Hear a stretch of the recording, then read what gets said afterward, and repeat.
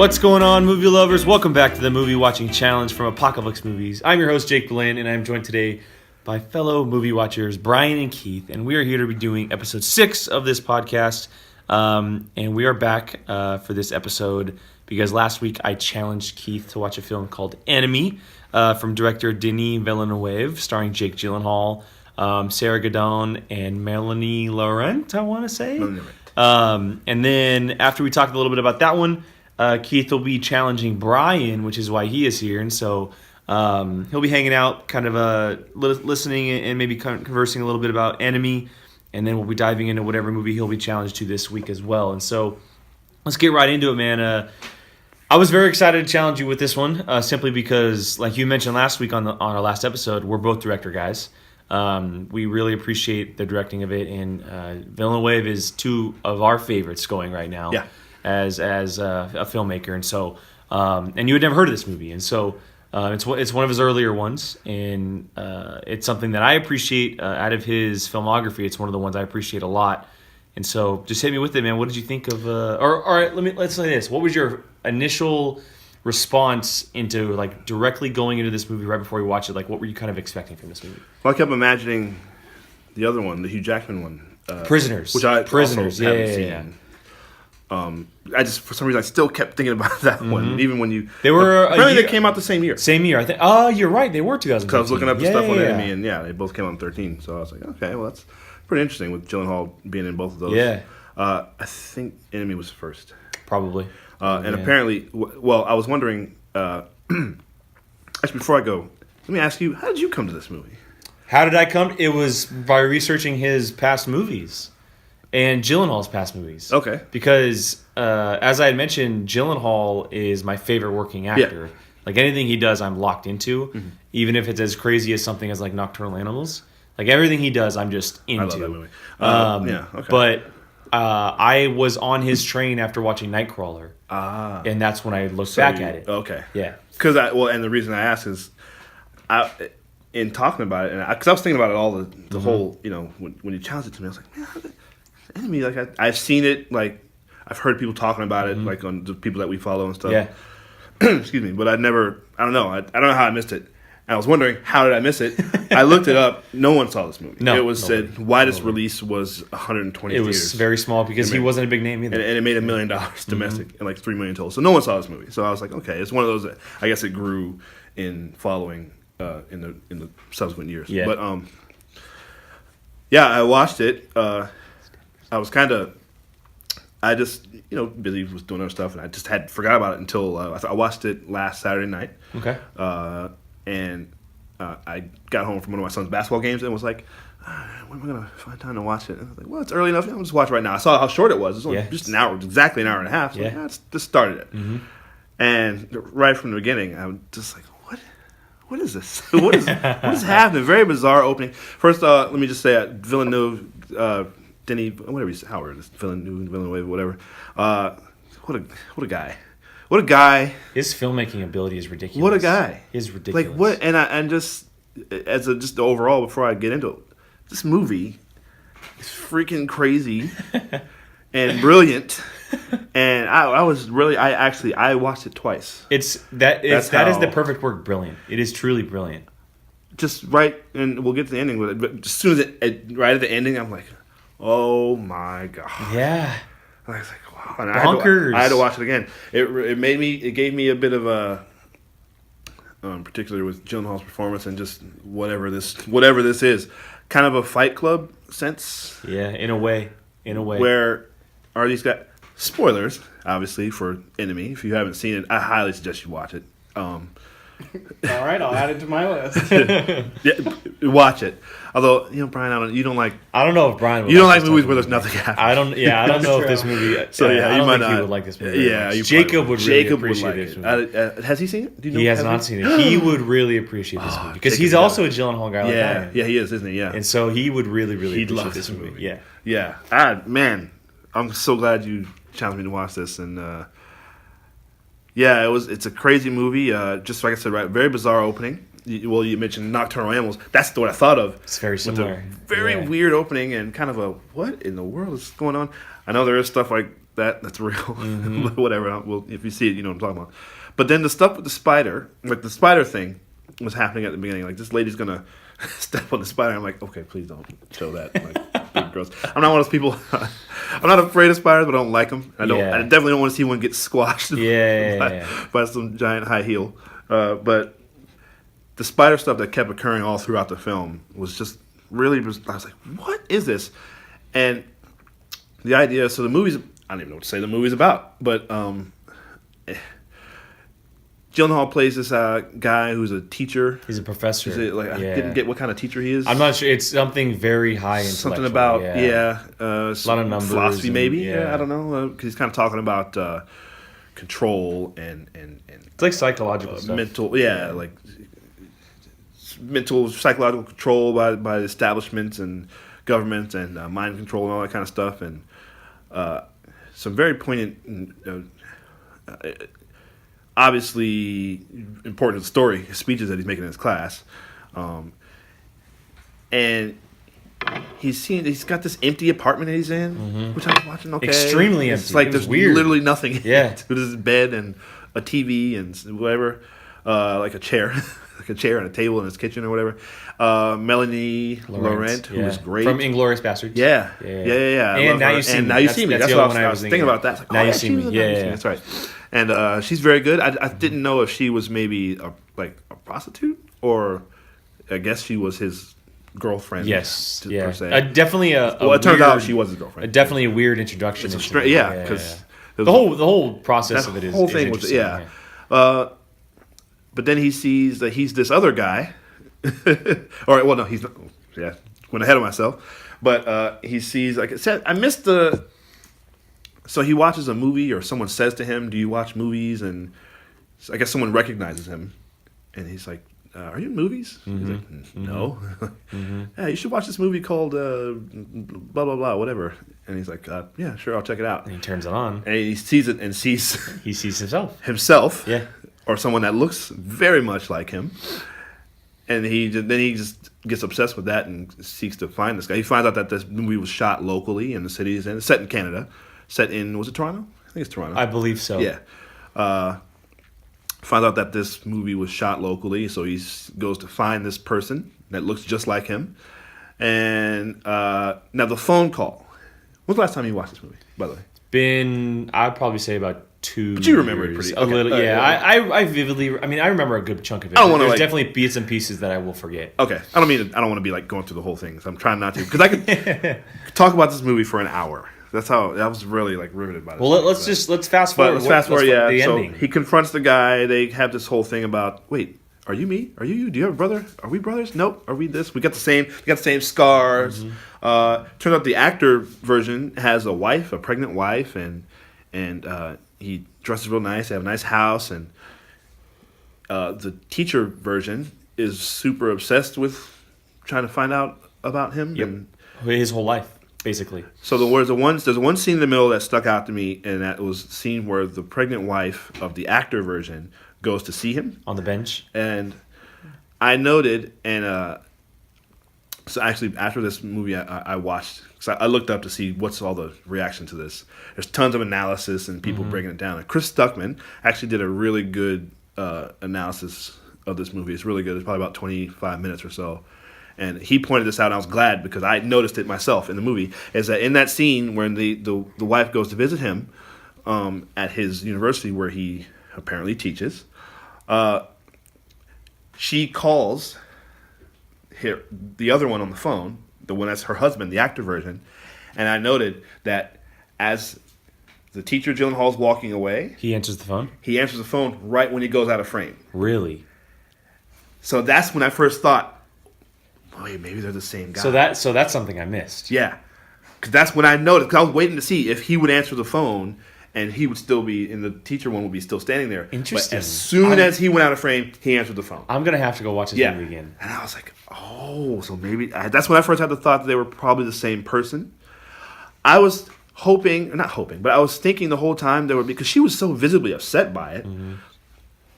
I thought that maybe because it's Villeneuve and because of like what he's done since with like Arrival and Blade Runner, I was thinking maybe there would be some kind of science fiction Part explanation. of it, yeah. And that's why maybe there was some kind of experimentation done before, or something maybe supernatural to it that was just something bad. I don't know. I didn't know. I was the whole movie trying to figure out what could this be, but It got your mind running. Yeah. It got your mind running, which is what I was hoping for. Yeah, it was. Exactly what I was hoping for with this movie. And the whole time, and I just so once you get to we'll just get to the end. The actor one says, "I want to." He becomes obsessed with the other one now, and he wants to have sex with Melanie Laurent now, and spend the weekend, and then they basically switch roles, and that's when I was trying to figure out which one of these guys is the real guy. I'm not still sure I know. I think maybe it was the teacher one. I honestly don't know. Because, well, when you get to the ending, when he gets the key to... you have to watch the movie. I can't go through the whole thing. And we don't have time.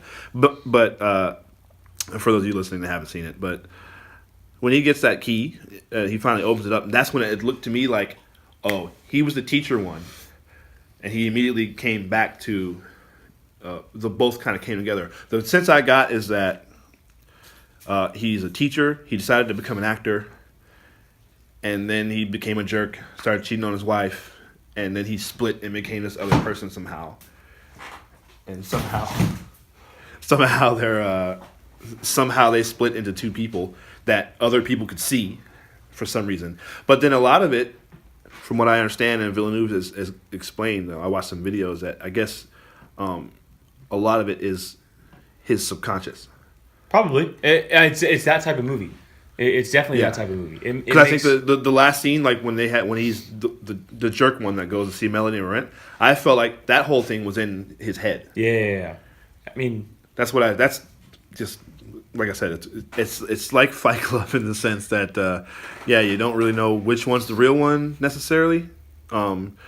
Side note, I think that the Brad Pitt character is actually the real version in Fight Club. Jeez. I'm one of those people. I buy into that theory. But yeah, so it's a crazy movie. It's really great. You probably should watch it twice. But if not, there's plenty of stuff about it. Villeneuve talks about it. It's a great exploration, a character study to this guy who's clearly got issues. A lot of issues that I think a lot of people probably deal with. And there's a lot of the themes about control and commitment and infidelity, fidelity, whatever. All that stuff wrapped in this movie. It's very well done, brilliantly directed. I loved it, and thank you. I'm glad you enjoyed movie. it. The reaction is exactly what I was looking for. Yeah, and so I'm glad I chose this one too. It kind of popped up as I was. Late in the process of picking one for you, and I just felt like you would have really, really liked it.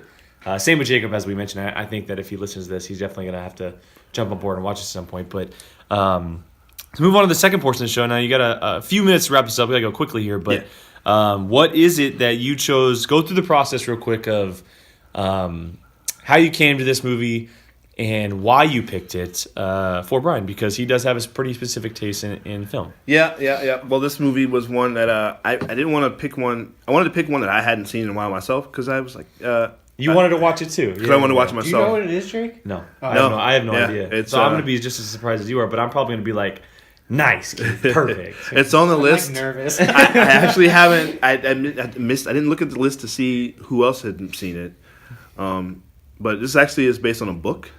I love movies that are based on books. Good. It's based on a book. 1+ already. Well, it's a trilogy. The second one is the most popular. Okay. It's very famous. The character in it is a very famous villain. He's probably on most lists ranked as the number 1 or 2 villain of all time in movies. Oh, I'm excited now.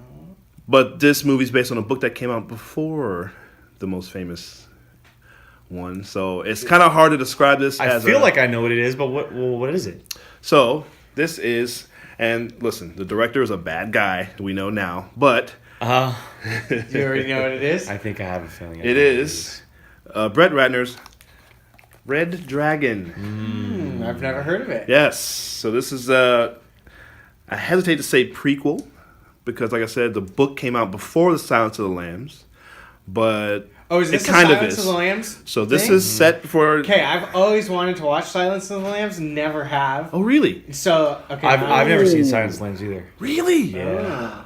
I have seen Red Dragon though. Oh, okay. Yeah. Long time ago. Long time ago. Well, okay.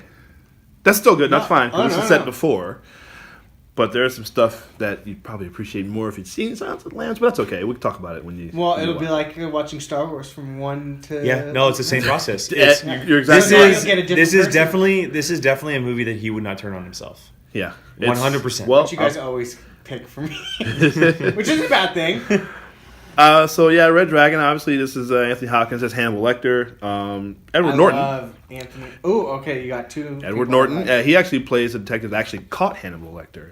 So Well, you let's spoil it. so you actually get to see that whole process. No, it's not Well, spoiling. that's a true It's story. If you It's a see, true yeah, story. if you see Silence of the Lambs, Jesus. yeah, no, he's in prison, so you know. Wait, Silence of the Lambs is a true story? No, It's based kind it's, of on a. yeah, it's Yeah, based on okay. something else. Okay. Yeah, it's based on true events. I'll say. Okay, that. okay. Yeah, It's based yeah, on yeah. true Loosely, events. okay. Yeah. So you see how that whole, but that's not what this is about. This is what. Anyway, never mind. Okay. But yeah, This is before he's in prison, Okay. sort of. kind of. Don't want to give too much. Yeah. Yeah, don't give me too You'll much. watch it and you'll see. But Harvey Keitel, Voldemort, Well, okay. Ralph Fiennes. Ray Fiennes, yeah. It's a great cast. Philip Seymour Hoffman. It's Oh, the late great Philip. Yeah. I forgot he was in this. Yeah. The Yeah, late yeah. great Philip. He Seymour plays Hoffman. a perfectly Philip Seymour Hoffman type role too. He's very well. It's a small role, but he's great in it. And it's a pretty. You probably shouldn't watch it at night unless you don't. Unless that doesn't bother you. Yeah, no, I'm fine with Okay, that. all right, either one. Our friend It's Sean. pretty. It's Yeah. It's good. It's gory. It's just some gore stuff in here. Okay. But it's fine. I think you'll like it. It's not very. Let's see. It's probably right at 2 hours here. So it's just a little over Works 2 for me. hours. So it's good. And I think I thought maybe you've seen Silence of the Lambs. No. That's kind of changed. Brian hasn't seen anything before like 1996, so Yeah, I guess that's it's like definitely in that range. Yeah. He hasn't seen anything before that other than Star Wars. Yeah. So Yeah. there's definitely a lot to choose from. With That's him. why I knew. I bet you. It's definitely something that he would never pick up or probably even never come across. Yeah. Because it's not something that pops up on like. I mean, I've never even heard of it. But it's not even a movie that would pop up on like the 10 movies you need to watch before or during the 19 so on, or Sure. whatever it is. And so Well, this wasn't that. This was. it's not that long ago. I'm sure you were It's young, Yeah, 2002 or it's 3 not, or it's something not like that that. long ago, but I think it was 7th grade. Yeah. So you probably wouldn't have seen it, but. it's good, It's man. a really good choice. Yeah, Really it's good. choice. It's good. And of Brett Ratner movies, obviously Rush Hour and all that goofy stuff. I think this might be his best one. This is the least kind of. I mean, it's serious material. So You love Rush Hour, don't you? if you you and I did the Same director, obviously, very, very different type of film. Yeah, but- it's definitely different from definitely anything he'd ever done. So and this is right in the middle of that whole thing. Rush Hour 2, I think, it was a couple years before. So Well, and there was also a big gap between 2 and 3, so it might even be between then. yes, I think it was. I think the first two were in the 90s. In fact, I think this was right after Rush Hour 2. Yeah. Rush Hour 2 was like because then he did 2000. Rush Hour 3 afterwards. We just did the Rush Hour 2 was 2003, I think. It was Or yeah 2? somewhere around there. Whatever. Yeah, it was during the Brett Ratner era because Yeah. then he also had to do with the X-Men stuff. That's right. Yeah, he also I did forgot X-Men. he did that. Remember Ugh, the that's X3? right. Oh, this is before that. Yes, So this is. I think yes. this was. I think he did Rush Hour, this, and then Yeah. X Men. So yeah. I'm intrigued. Yeah. No, it's good. It's good. I'm intrigued. Definitely watch it. Watch the extra if you have time. Maybe check out extra features, and I would say watch this, and we'll talk about it when you watch it. I'm But sure Jake will want to watch this. Too. Watch Silence of the Lambs, and then if you get a chance, maybe watch this again and see. You'll see some stuff. Okay, fair enough. Because there's a lot of Connection. Cohesiveness. Yeah. Cool. yeah.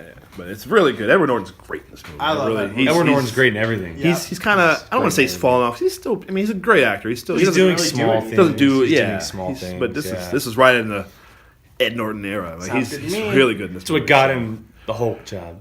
I'm just kidding. Maybe. Yeah. So Yeah. all right. Well, cool. Keith challenges Brian to watch Red Dragon. Red Dragon. a Brett Ratner film from the early 2000s, and he has about a week to watch that. And then we'll be back next week for another episode where Brian will kind of be covering the movie, talking about it, whether he liked it or not. Hopefully, it doesn't disappoint Keith.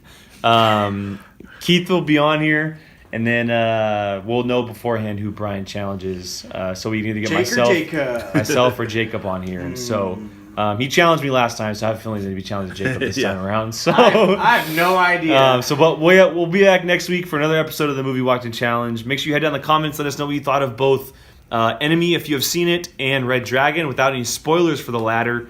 You heard Keith talk about Enemy in length. Head down there. I'm sure he would want to have a great conversation with anyone who has seen this film, because it seems to have blown his mind just exactly like I was hoping. And so head down there, leave some thoughts, and then we will be back next week for the Movie Watching Challenge. Thank you again for listening, and we are Apocalypse Movies.